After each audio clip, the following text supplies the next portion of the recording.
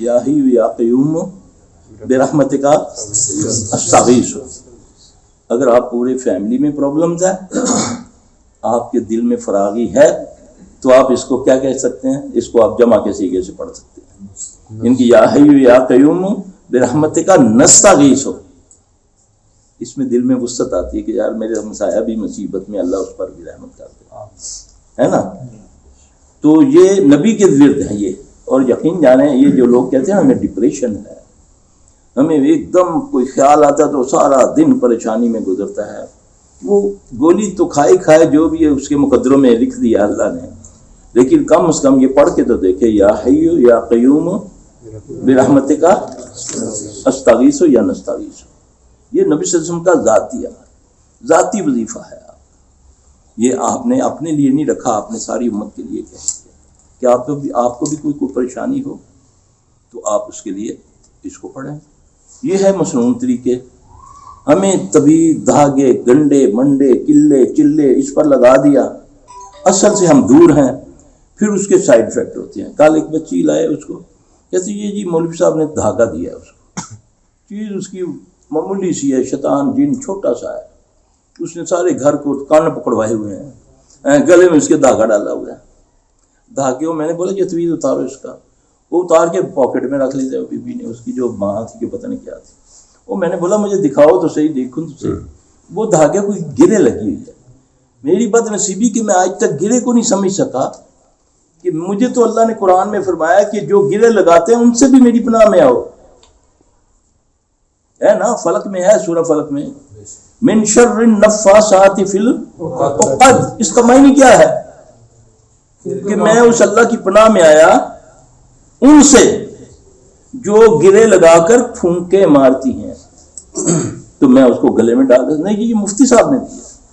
ہر وہ چیز جس پر گرے اور پھونک ماری جائے وہ چاہے قرآن کیوں نہ ہو، وہ جادو بن جاتا ہے.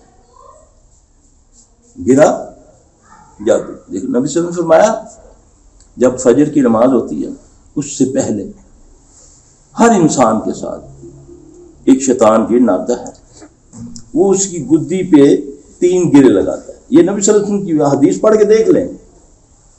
یعنی کہ اذان سے پہلے وہ آئے گا، ہر اس بندے کا، چاہے وہ مفتی ہے، چاہے جو بھی ہے، چاہے وہ کتنا ہی عبادت گزار ہے، لیکن اس نے اپنا کام کرنا کہ اس کو اللہ نے طاقت دی ہے. وہ 3 گرے لگاتا ہے اس کی گدی پہ. یہ جو ہے نا یہ بڑی نازک چیز ہے، اور یہیں سے سارا اب جہاں جیسے جو حجامہ لگاتے ہیں یہ گدی سے نیچے اس کو یعنی کہ سننا پوائنٹ بولتے ہیں ہم اپنی زبان میں. اب اس پوائنٹ سے جہاں کپ لگتا ہے یہاں 70 بیماریوں کا علاج ہے. یہاں بعض لوگ کہتے ہیں یہاں سے گردن شروع ہو جاتی ہے، دباؤ شروع ہو جاتا ہے، پھر ذہن معاف ہو جاتا ہے. یہ مین اس کا مرکز ہے. اب وہ گدی پہ 3 گرے لگاتا ہے. یہ نبی صلی اللہ علیہ وسلم نے فرمایا جب آدمی نماز کے لیے اٹھتا ہے، بستر پہ اٹھ جاتا ہے، تو اس کی گرے پہلے ایک دم کھل جاتی ہے. یہ نبی صلی اللہ علیہ وسلم نے فرمایا. جب وہ وضو غسل کرتا ہے دوسری گرے کھل جاتی ہے. جب وہ نماز پڑھ چکتا ہے اس کو تیسری گرے.